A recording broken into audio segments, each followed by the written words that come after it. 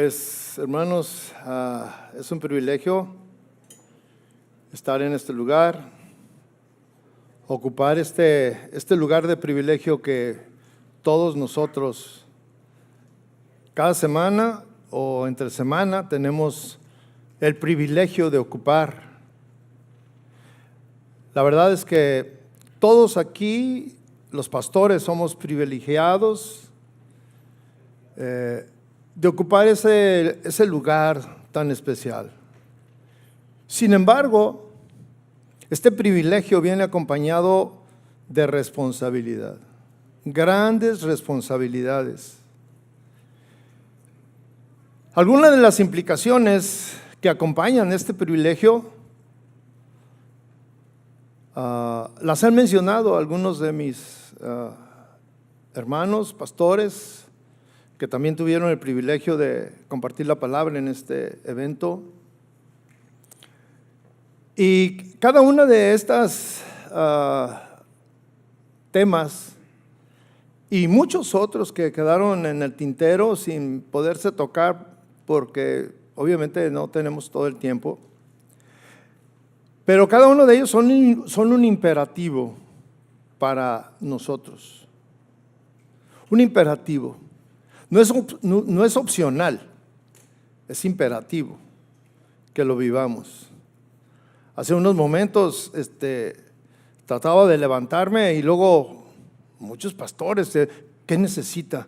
Y yo dije, ay sí, como acaban de escuchar la predicación del pastor, ahora sí, todos bien amables, ¿qué necesita, pastor?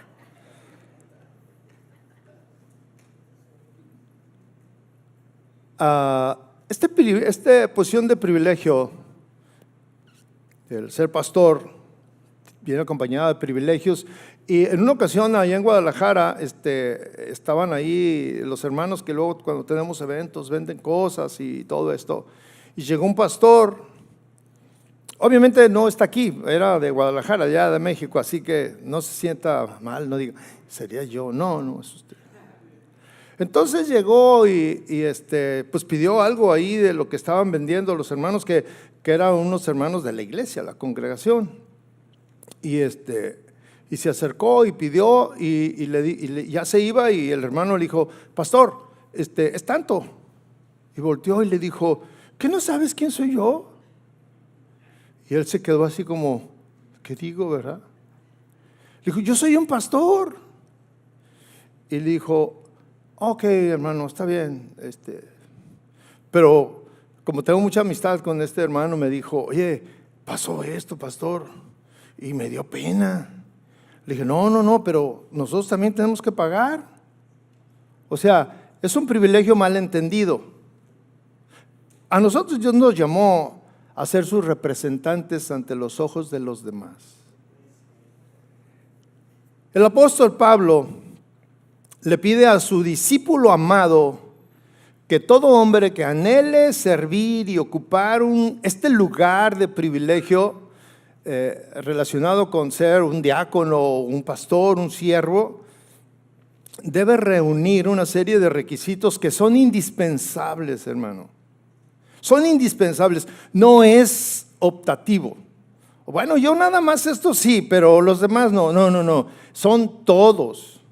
Son requisitos indispensables que van a normar la vida de cada hombre que quiera servir al Señor. Estos requisitos están ligados con el tema principal de este evento, que se titula la ética pastoral. ¿Sí? Los requisitos que Pablo mencionó y que todos mis compañeros han estado mencionando, hemos tomado como referencia, como base de el desarrollo de nuestras conferencias sobre este principio que Pablo le dijo a Timoteo.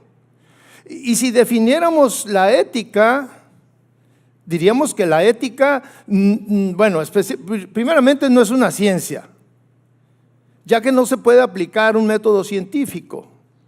La ética es una disciplina, es una rama del saber o es un sistema relacionado con el estudio de lo que es bueno, que son las virtudes, y lo que es malo, que son vicios. así como lo relacionado al estudio de los deberes humanos.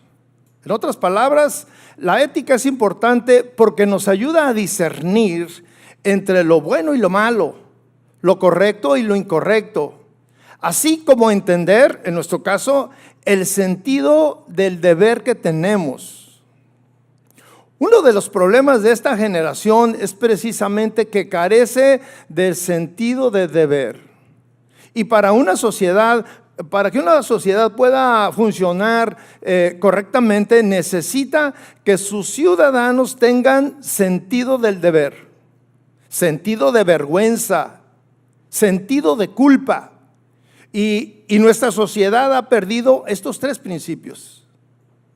El tema principal de este evento es hablar precisamente cómo aplica la ética en la vida de cada pastor, de cada siervo. Y bueno, a mí me ha tocado desarrollar el tema, un pastor de buen testimonio. Un tema íntimamente ligado con la definición de la ética. El buen testimonio está ligado con la ética. Y ya que la ética es, al ser una disciplina que estudia lo que es bueno y lo que es malo, también nos dice que nos habla de los deberes que tiene cada individuo según el área en que se desenvuelva. En nuestro caso vamos a centrar la aplicación de la ética en la vida pastoral, que todos los que somos aquí somos pastores y venimos acompañados de nuestra esposa y algunos líderes, pero esto que estoy hablando aplica para todos nosotros, nos involucra a todos nosotros. La figura del pastor en la comunidad cristiana es de vital importancia. No solo porque se encarga de guiar y alimentar espiritualmente a la congregación, sino porque su vida no es tanto lo que predica, lo que habla, lo que enseña, no, sino que su vida debe reflejar los valores y los principios del evangelio, porque nosotros predicamos el evangelio. Un pastor de buen testimonio no solo predica la palabra, sino que vive conforme a ella, a lo que predica, convirtiéndose en un ejemplo a seguir. Pero sobre todo, el impacto que causa un pastor al llevar un buen testimonio a su congregación y más allá de ella. Este tipo de vida tiene su origen en las palabras del apóstol Pablo, que yo les decía que ahí están nuestros principios y que es un imperativo para nosotros. Pablo le dirige a su discípulo amado cuando le da algunas recomendaciones relacionadas con los requisitos de que deben de llevar quien aspire a ser un líder espiritual o a servir a la iglesia o a ser el pastor.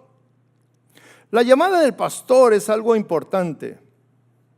El llamado al pastorado es un acto soberano de Dios. No se trata de un mero deseo humano, sino de un mandamiento divino. Y fíjense lo que dice Jeremías en el capítulo 3:15. Así dice: y os daré pastores según mi corazón. Quiero que entiendas esto, que te quede grabado. Les daré pastores según mi corazón. Quiere decir que tú eres un pastor que fue designado por Dios según su voluntad y viene de su corazón. Y aquí viene, ¿para qué fuimos dados? Que apacienten con ciencia y con inteligencia. No es alá y se va. No es saber qué pienso, no es saber qué se me ocurre. Con ciencia y con inteligencia. ¿Sí? Aquí se revela la intención de Dios de cuidar a su pueblo al proveer pastores según su corazón. Por lo que un pastor debe ser alguien que busque la dirección de Dios, que tenga un deseo ferviente de servir a su comunidad. En 1 Timoteo 3, 1 al 7, que son estos versículos o estas palabras que yo les había dicho, encontramos la descripción de los requisitos de un obispo o de un pastor, porque ahí dice obispo o pastor. Pablo dice que el que anhelar. El oficio de pastor o supervisor en nuestros días o de pastor, buena obra desea. El que anhela, buena obra quiere, es algo bueno. Pero no solamente es desear o anhelar, sino entender las implicaciones. O sea, porque podemos anhelar muchas cosas, pero vienen siempre acompañados de implicaciones. Esta es una responsabilidad que implica muchas cosas, ya que no es solo una labor social, es un llamado divino que implica responsabilidad, integridad y dedicación. En el versículo 2 nos dice que quizá la implicación más importante, dice así: un obispo debe ser irreprensible, irreprochable en otras versiones. Esto no significa que vamos a estar exentos de pecado, más bien quiere decir sin reproche. La palabra literalmente significa que no se le puede achacar nada.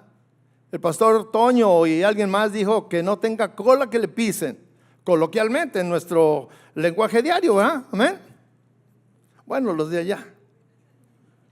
¿Esto qué significa? Que no hay nada en su vida que el enemigo pueda usar para estorbar la obra ni arruinar el testimonio que tiene ante los demás.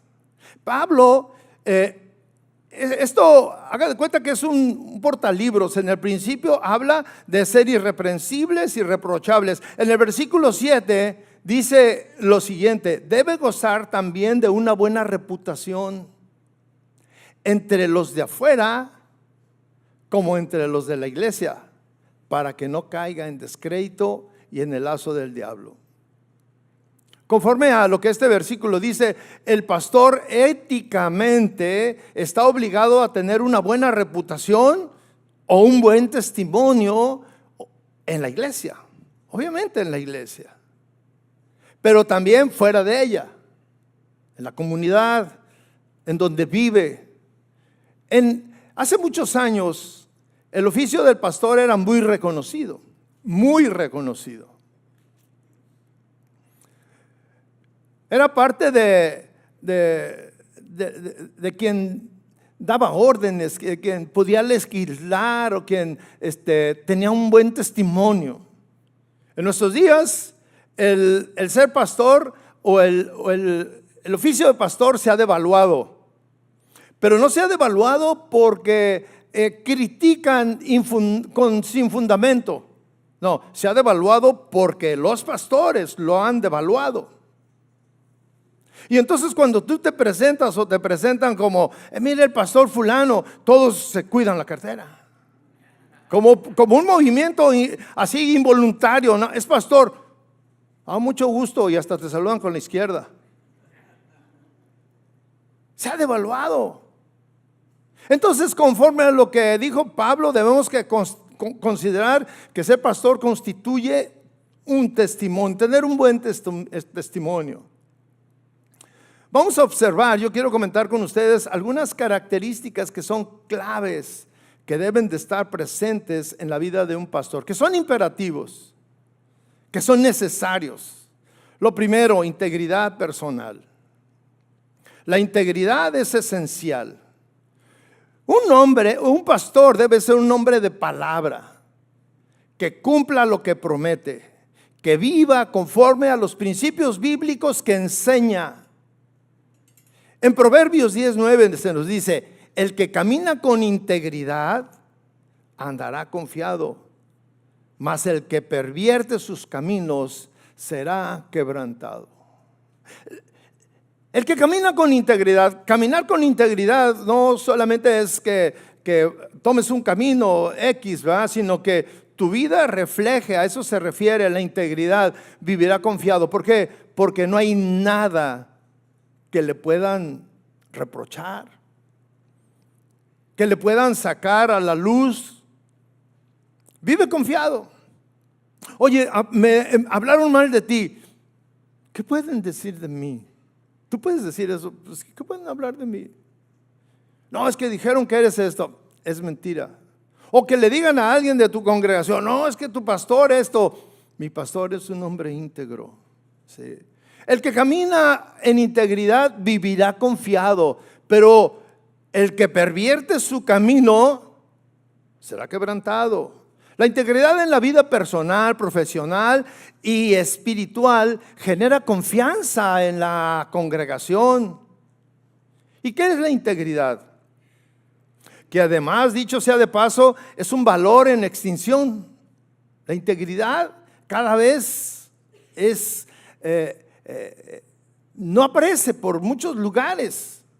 En 1 Crónicas 12:32 dice: de los hijos de Isaacar, expertos en discernir los tiempos, con conocimiento de lo que Israel debía hacer, sus jefes eran 200 y todos sus parientes estaban bajo sus órdenes. Los hijos de Isaacar, esto es importante, o quiero hacer notar, eran expertos en discernir los tiempos. Hoy en día experimentamos una crisis de valores y no hay una sola persona que se desenvuelva en la sociedad que ponga en duda esto. Lo que yo estoy diciendo es algo real, una pérdida de valores en nuestra sociedad. Si analizamos nuestros tiempos, la realidad de cómo es y cómo se vive en la sociedad del siglo XXI, especialmente en América Latina, enseguida nos daremos cuenta que la integridad es un valor en extinción. Y esto no es solamente a nivel secular. Muchas veces ocurre dentro del pueblo de Dios, entre los cristianos, entre las ovejas. Pero lo más grave es que también existe entre los pastores y no debería de subir a ese nivel. Pues, que se quede en el nivel más bajo no hay tanto problema, pero que ya haya escalado y esté en el nivel que sigue es alarmante, mis hermanos. Hemos podido observar que la mayoría de los cristianos nunca se han detenido a pensar y reflexionar lo que significa verdaderamente vivir con integridad fuera de las cuatro paredes de la iglesia. Porque podemos ser íntegros aquí dentro de la iglesia. Podemos ser amables. Podemos hablar la palabra de Dios entre nosotros porque somos cristianos, no hay problema. Es importante que reconozcamos el momento histórico en el que estamos viviendo y cómo luce la crisis de valores a nivel de la sociedad, a nivel de la vida del creyente, pero especialmente es nuestro deber hacer notar que esta falta y crisis de valores también está afectando la vida de los pastores. Por lo que hoy más que nunca la iglesia necesita pastores que, como los hijos de Isaacar, sean expertos en discernir los tiempos, capaces de conocer y entender la época que nos ha tocado vivir, y que con sabiduría posean esta habilidad de saber qué deben hacer como individuos, qué se debe hacer como familia, pero qué se debe hacer como la iglesia, como empresarios. Porque aquí hay esa doble función. Somos empresarios, trabajadores, pero somos pastores. Esta crisis de valores ha tenido consecuencias en diferentes niveles. En primer lugar, a nivel personal o individual.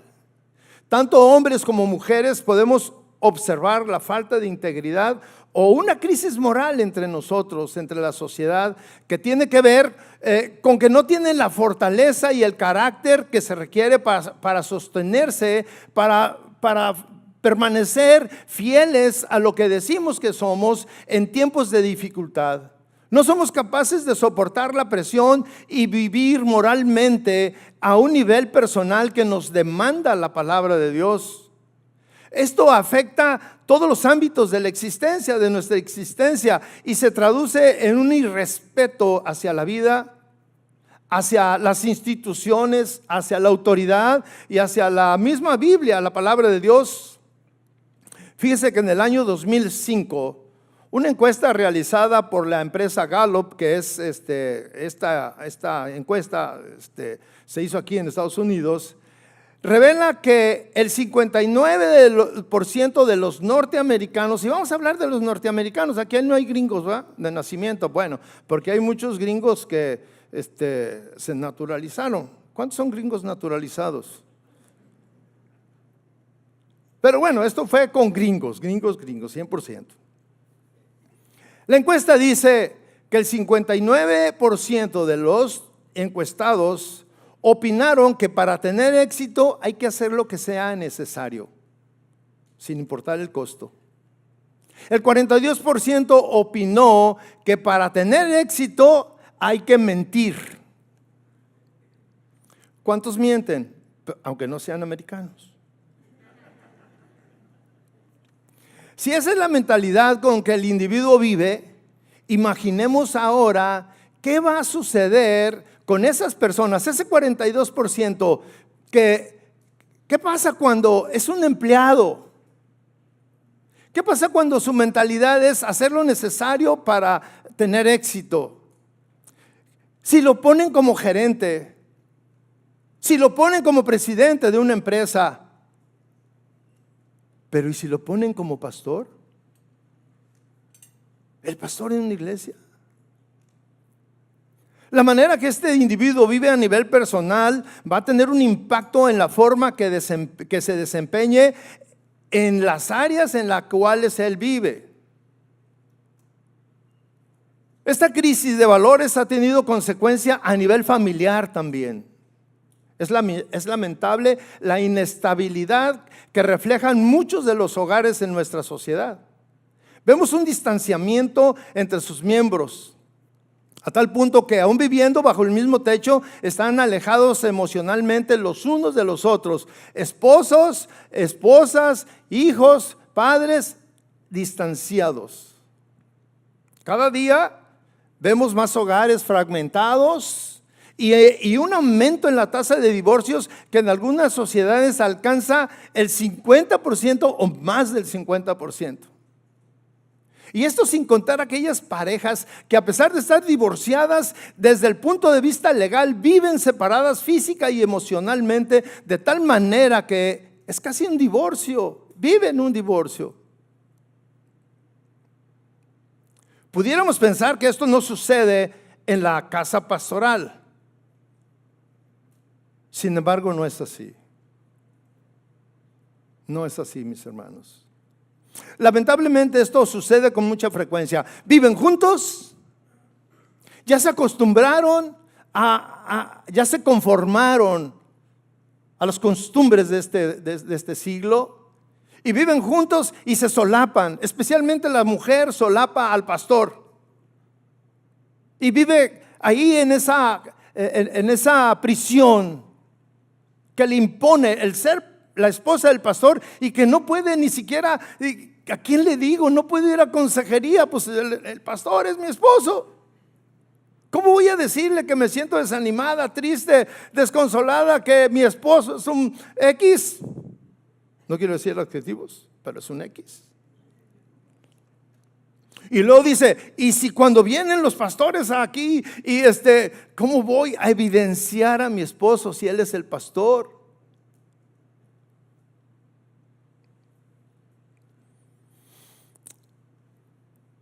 Lamentablemente esto sucede con mucha frecuencia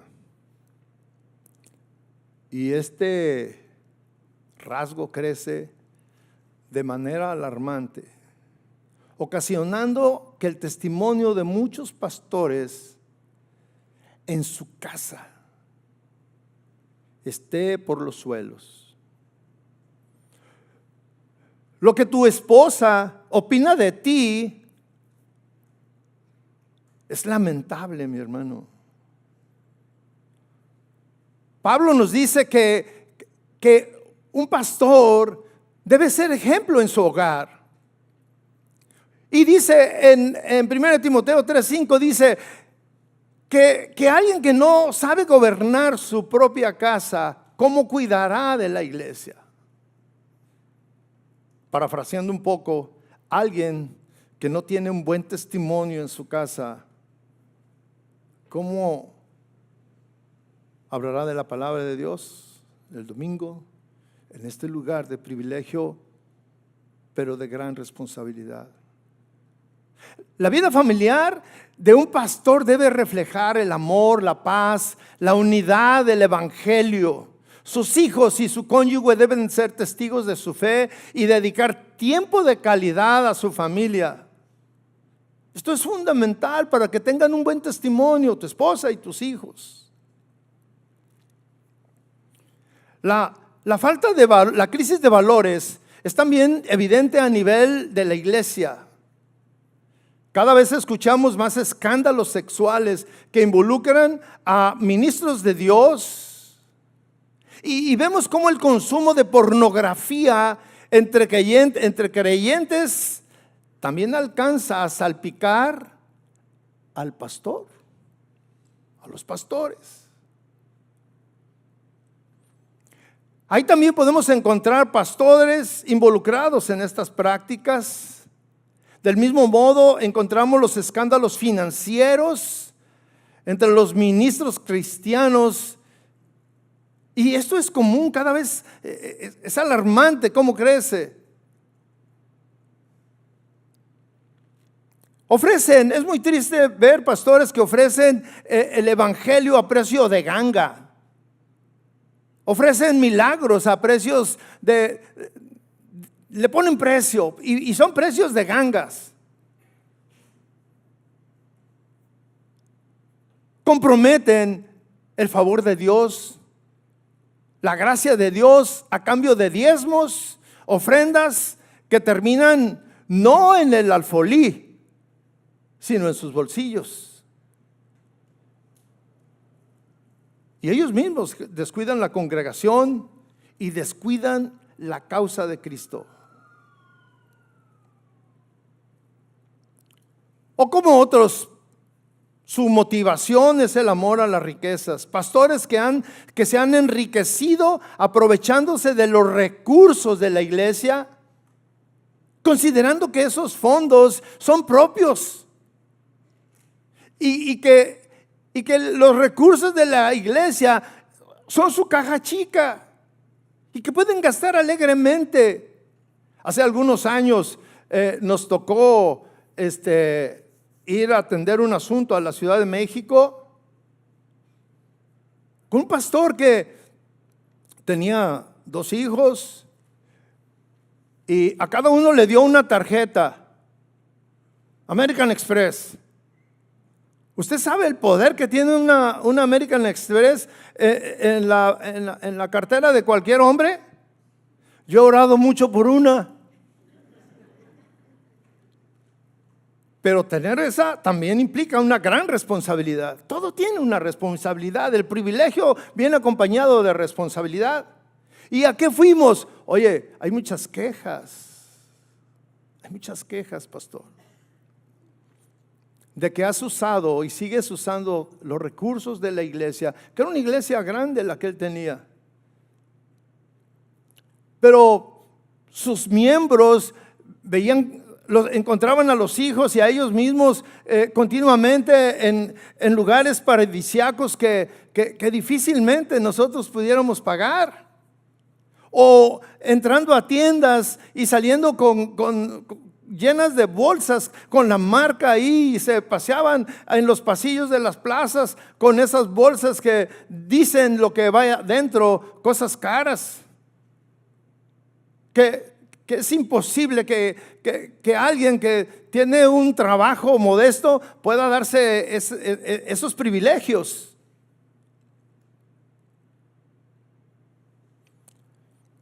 Decía que los hijos de Isaacar, o sea, nos compara, eran sabios en conocer los tiempos y eran inteligentes, y nosotros como pastores y los cristianos, los que están bajo nuestro cuidado, debemos enseñarles que debemos usar sabiduría para comprar, para vender, para invertir, para administrar los recursos de nuestros trabajos, de nuestros negocios, y al pastor de los recursos de la iglesia.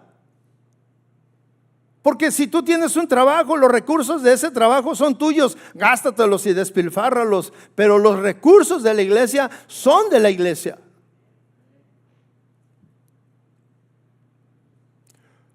Cuando el creyente es mal administrador del tiempo y de los recursos de Dios, pone en deshonra el evangelio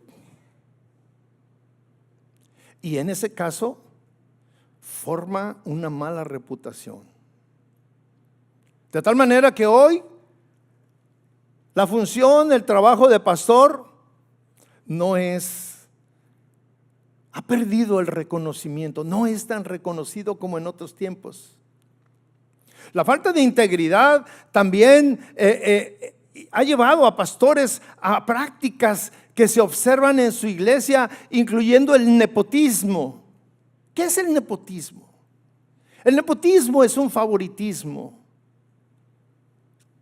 que se concede por alguien que, usando o abusando de una posición de autoridad y prestigio, favorece a un familiar, a un pastor, a algún pariente cercano, a su esposa o a sus hijos. Fíjese que el nepotismo fue una de las expresiones de corrupción más comunes en el papado.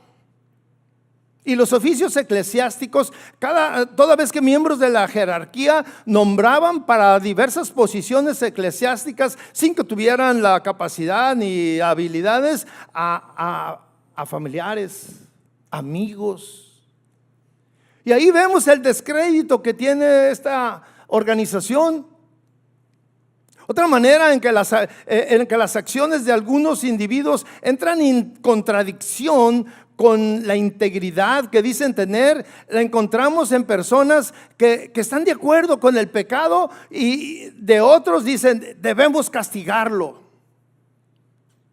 Y son inflexibles, hay que castigar el pecado de fulano, de perengano, lo quiso aquí, quiso allá. Pero cuando esos pecados los comete alguien cercano a él,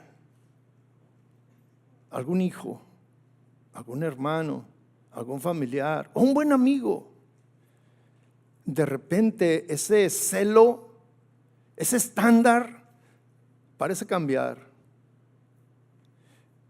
Y entonces esas personas sí hablan de la gracia de Dios, hablan de la misericordia de Dios, cosas, virtudes que no tuvieron con nosotros.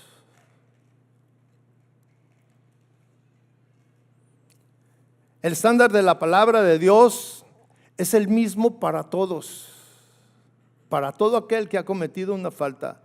El estándar de Dios no cambia. Y en ese mismo estándar estamos involucrados nosotros. También es para nosotros. Algunos pastores piensan que la posición de privilegio que tienes de estar aquí te hace exento, te da fuero. Para que si tú cometes alguna falta, no, pues a ti no, porque él es pastor. Otro ejemplo también sería aquellas personas que mantienen altas normas morales con las ovejas, que son contrarias a la palabra de Dios, pero cuando en su camino se sienten atraídos por alguien que enciende sus deseos, de repente esa moralidad desaparece. Se sienten atraídos y cometen las faltas. Un ejemplo también común en aquellas personas que son honestas hasta que un pequeño acto de deshonestidad les puede ahorrar dinero.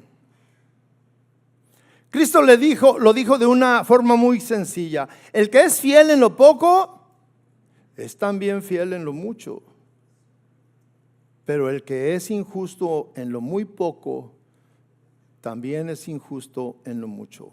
Lucas 16:10. El individuo que hoy engaña al gobierno, mañana terminará engañando a otras personas, a su esposa, a quien sea necesario engañar. La realidad es que las razones por las que él no debe engañar al gobierno son las mismas por las que él no debe engañar a nadie, a su esposa ni a nadie. Hace unos días fui al banco y mire, yo conté, tenía en mi mente que iba a pagarle a mi tarjeta 10,000 pesos.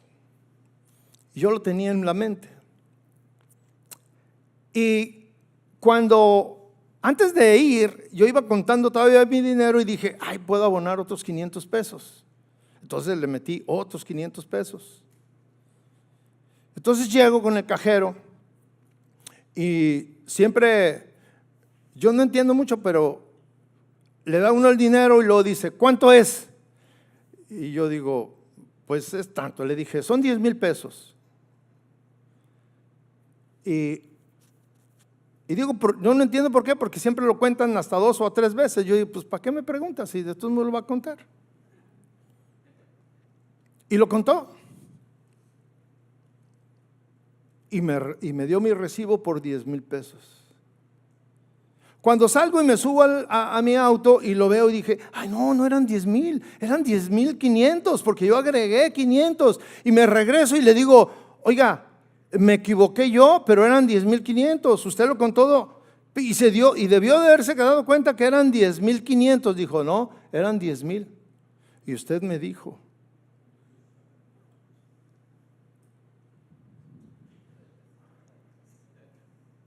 Qué fácil es mentir y ser deshonesto. Quizá este sea un concepto difícil de transmitir, pero el respeto a nuestra integridad debería ser un valor que busquemos abrazar y defender independientemente de las consecuencias que pueda traer a nuestras vidas. Es lamentable que muchos prestan más atención al miedo o al rechazo y a pasar vergüenza que defender su propia integridad. Muchos de nosotros tenemos vergüenza, no aquí en la iglesia podemos hablar de Dios y de los principios y de los versículos bíblicos y todo, pero fuera de aquí, de estas 4 paredes, estamos fuera y tenemos miedo de defender nuestra integridad y nuestra fe y nuestros valores. Nos quedamos callados. El concepto de corrupción ha sido asociado casi siempre al ámbito político, pero la definición de corrupción tiene que ver con el concepto de integridad, algo fundamental en la vida de la iglesia. También encontramos pastores que trabajan o tienen negocios, pero que faltan a la ética ministerial cuando aprovechan su posición de autoridad para ejercer presión sobre las personas, para inducirlos o para sutilmente obligarlos a comprar lo que venden o recibir beneficios que tendrían que pagar. Estas acciones y muchas otras manchan el testimonio de un pastor. Hace algunos años, mi esposa y yo fuimos andábamos por un lugar, permítame.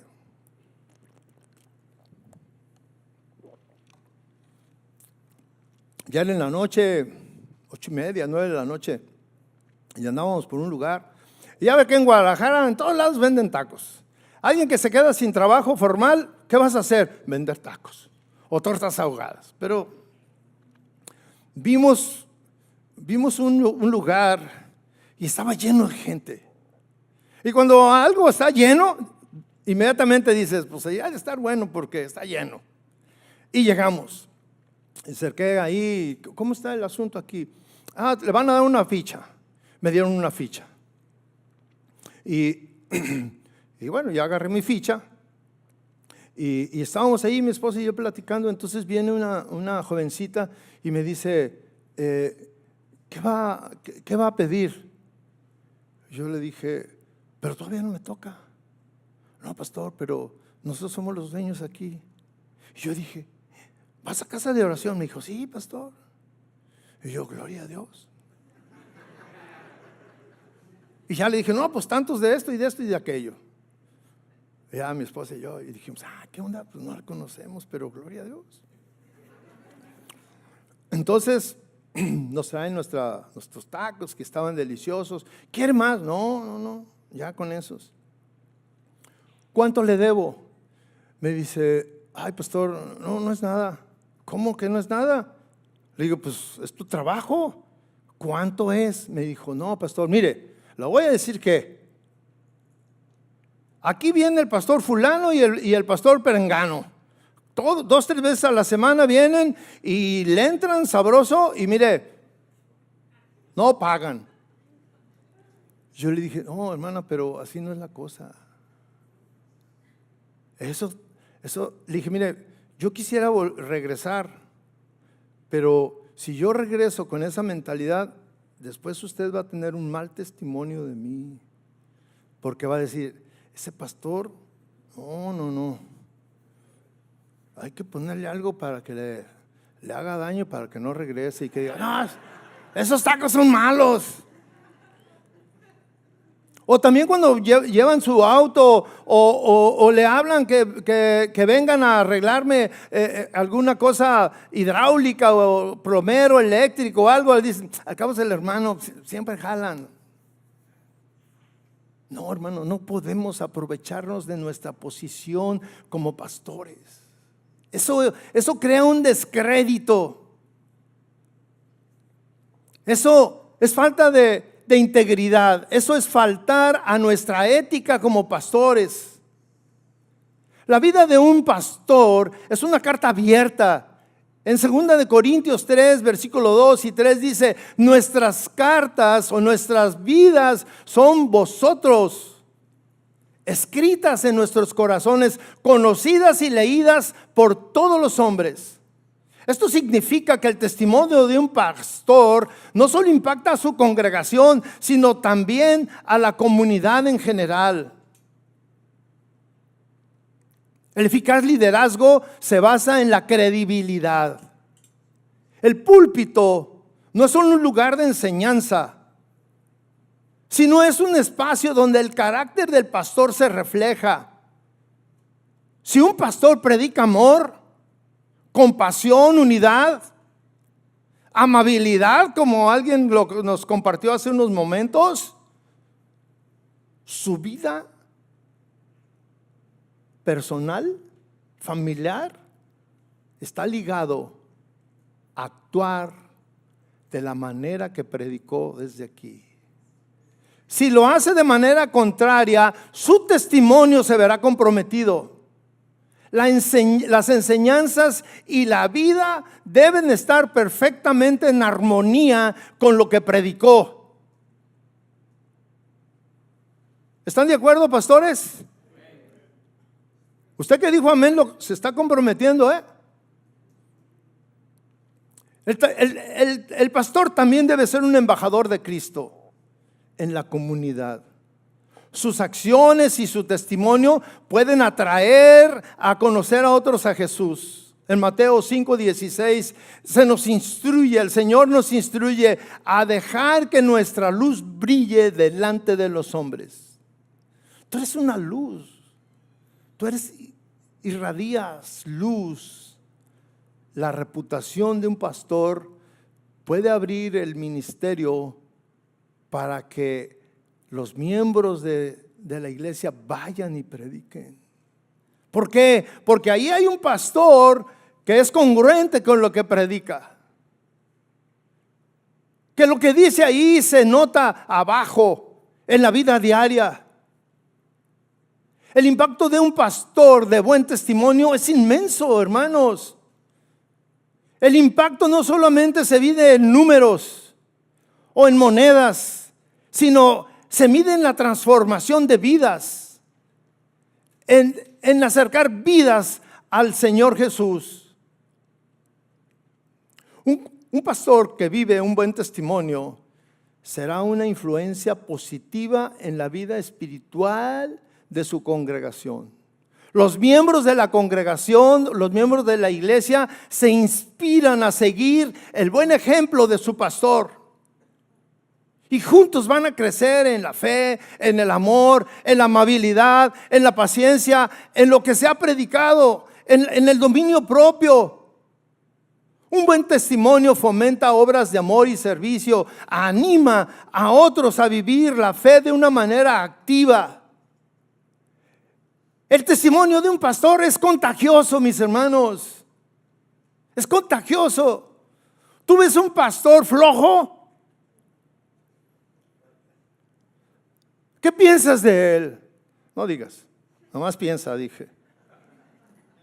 Tú ves un pastor que está comprometido, que se baja de aquí y se involucra con la gente, que llama a esto y aquello, y ahí está él. ¿A qué te llama? ¿A qué te mueve?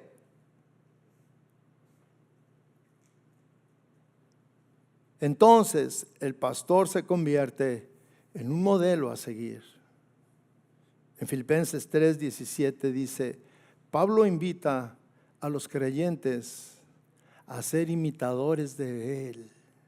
A eso le dice Pablo, sean imitadores de mí, como yo soy de Cristo. Esa es la esencia del liderazgo pastoral. Guiar a otros, no solo con palabras, sino a través de un ejemplo de vida que da testimonio de que tú tienes una relación y has entendido lo que implica ser pastor. Finalmente, un pastor de buen testimonio puede ser el catalizador para que una comunidad se transforme. Cuando la iglesia se une bajo un liderazgo sólido y fiel, puede ser un faro de esperanza en medio de la oscuridad. Un buen pastor no solo cuida de las ovejas, sino que busca que también esas ovejas sean luces en la sociedad. La tarea de un pastor de buen testimonio es un llamado desafiante, pero también es glorioso. Requiere integridad, humildad, compasión, ética, una vida dedicada a seguir a Cristo. La responsabilidad que llevamos consigo en nuestros hombros es grande. Y tu testimonio impacta no solo a la congregación, sino a la comunidad. Como congregantes y como parte de una estructura, debemos orar por los demás pastores, apoyarnos, animarnos en caminar con Dios. Como pastores debemos recordar que la mejor manera de predicar el evangelio es vivirlo, hermano. No con palabras. En todo momento recordemos que los ojos del mundo están puestos en nosotros. Seamos pastores que reflejen la luz de Cristo y que en todo busquemos dar un buen testimonio a nuestro alrededor. Debemos ser congruentes con nuestra manera de vivir, con lo que predicamos. Efesios 4, versículo 1 dice así: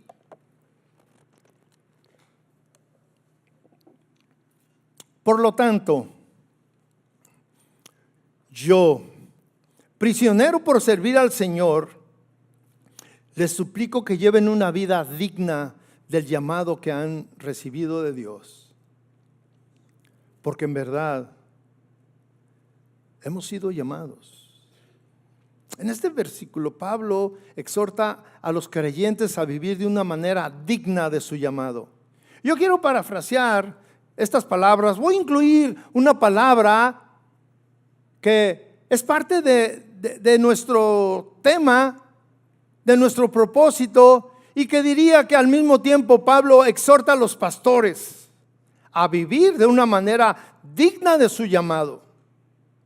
En este versículo Pablo se presenta como prisionero. Él dice: yo soy prisionero en el Señor. Lo que nosotros podemos interpretar prisionero como una profunda dedicación y entrega a Cristo. Estoy prisionero, estoy dedicado a entregar mi vida a servir a Cristo. Esta palabra prisionero sugiere una vida que está sometida completamente a la voluntad de Dios, dispuesto a sufrir por el evangelio, dispuesto a ejercer la autoridad, pero a cumplir con la responsabilidad, lo que implica ser pastor. Pablo dice, le suplico, le ruego, dice otras versiones. Implica una petición. Esta palabra suplico implica una petición, una súplica seria, apasionada, urgente. Pablo no impone una obligación, sino que invita. En este caso invita, una súplica, no es una imposición. Les suplico que atiendan el llamado. Los invita, nos invita a vivir de una manera que refleje lo que decimos, lo que enseñamos. El compromiso es con el Señor, con el cumplimiento de su palabra. Dice andar, le suplico andar. En el lenguaje bíblico es una metáfora común que representa la manera de vivir o que representa un estilo de vida.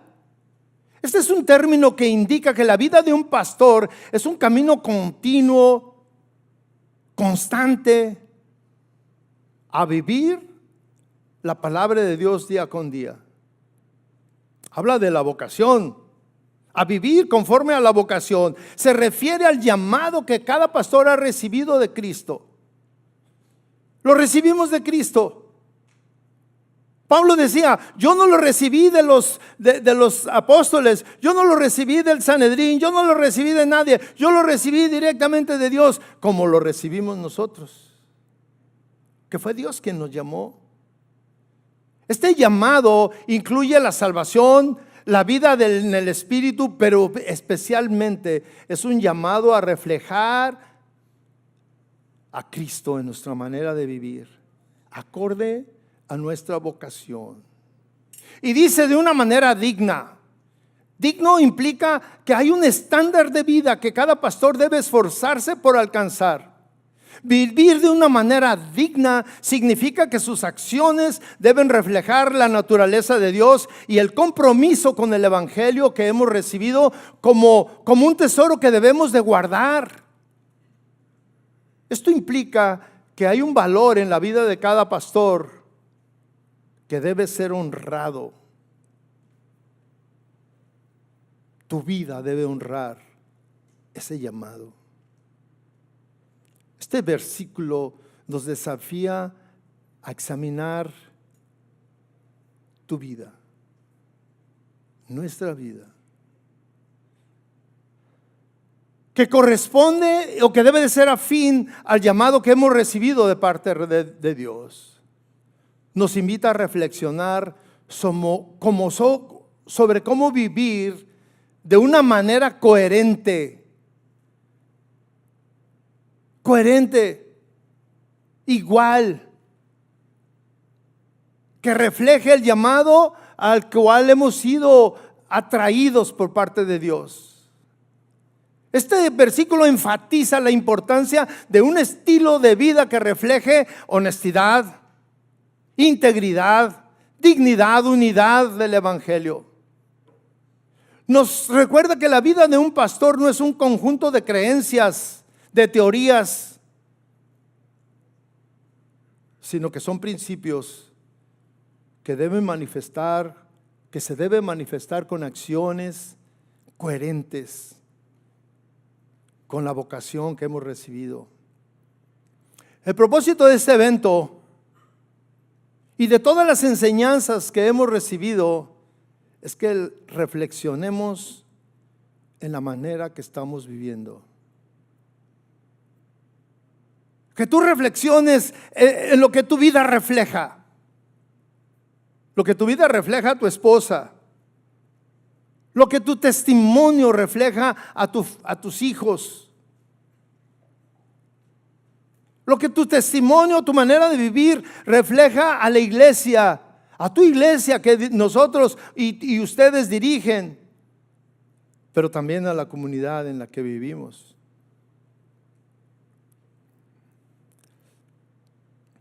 Todos nosotros, todos,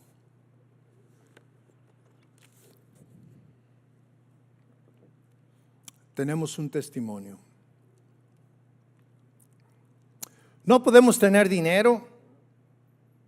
No podemos tener el auto de último modelo. No podemos tener la casa en la zona más privilegiada de la ciudad, pero todos tenemos un testimonio. Y este testimonio nos ha acompañado siempre. Siempre. Hace algunos años, bueno, yo tengo un testimonio. Y si tienen tiempo, ahorita se los platico. Pastor, ¿me das tu hora? No es cierto. Y fíjese que yo tenía un testimonio que no quiero contárselo porque me da vergüenza. Pero mire, tenía un amigo en esa época de mi juventud que éramos bien cuates. Y ya saben que los bien cuates se saben todo de la vida del otro. Y pasó el tiempo, nos distanciamos, me casé, cambié de casa, de trabajo, salí de la escuela, etcétera, etcétera. Y llegué a casa de oración, ya era yo un líder ahí y andaba de traje. Cuando mi testimonio de juventud era pelo largo, zapatos de mezclilla, pantalones de mezclilla, guaraches, camisetas con flores y todas estas cosas y oliendo a pacholi. Los que se rieron sí entienden, los otros no, son de otra época. Pero miren, cuando me encuentro a este joven, bueno, ya no tan joven, este hombre que entró, me dice, ¿y qué haces aquí? Y luego de trajecito. Le dije, no, pues soy cristiano y Dios me cambió. ¡Ay, sí! Si yo te conozco. Yo sé quién eres. Yo sé lo que te gusta. ¿Quieres que te diga qué es lo que te gusta? Le dije, no. Mi testimonio me acompañaba. Y seguro estoy que si hoy encuentro a alguien de mi juventud, ese testimonio saldría a relucir. El testimonio nos acompaña siempre. Nosotros tenemos un testimonio con nuestra esposa. Los que nos casamos o los que se casaron no siendo cristianos tienen un testimonio y su esposa les recuerda. Ay, sí, acuérdate de. Pero también el esposo, ay, sí, ¿y tú qué? Tú también, acuérdate. Todos tenemos un testimonio. Yo he visto ahí en la iglesia y tengo testimonios, recuerdo de hombres que han llegado a la iglesia y que eran alcohólicos, drogadictos, bueno, de todo, pero Dios los ha transformado. Tenemos un testimonio con nuestros hijos, tenemos un testimonio con quien nos hemos relacionado toda nuestra vida. El reto es que tenemos que cambiar la imagen que teníamos antes de Cristo. Como creyente normal, tenemos esa responsabilidad. Pero ¿qué crees, pastor? Tú como pastor subiste al siguiente nivel. Olvídate de esa frase. No, es que yo ya se lo entregué a Dios. Sí, ya se lo entregaste, pero tienes que esforzarte. Tú tienes que esforzarte por ser diferente, por ser mejor, por ser como nos enseñaba el pastor, ser amable con tu esposa, con tu esposo. Me gustó mucho la enseñanza, por eso la traigo aquí y le dije a mi esposa, a partir de hoy voy a ser amable contigo, mi amor.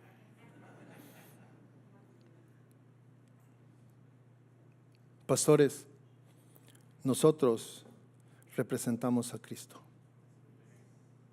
Tú eres la imagen de Cristo. Piensa en algo. Con esto termino. ¿Cuál era tu testimonio antes de Cristo? ¿Cuál era?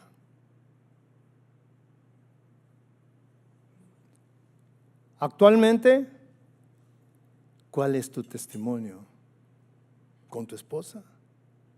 ¿Con tu esposo? Ahora que eres pastor, ahora que eres la esposa del pastor, ¿cuál es tu testimonio? Y lo más importante, lo más importante, Dios te lo ha estado recordando en estos días. Estas son las implicaciones. El pastorado tiene beneficios, privilegios, pero tiene implicaciones, mi hermano, y nos las están recordando. Hoy nos tocó estar ahí, en esas sillas, como cada semana están nuestros feligreses, y nosotros hablamos desde aquí y les ponemos estándares y que tienen que hacer esto y que no haga aquello y que todo eso. Hoy nos toca estar ahí y mira, dirían los que están en tu iglesia, ¿qué se siente, pastor? Cierre sus ojos y vamos a orar. Padre, gracias. Gracias por este tiempo. Gracias por confrontarnos, animarnos a reflejar tu luz y a honrar nuestro ministerio. Amén.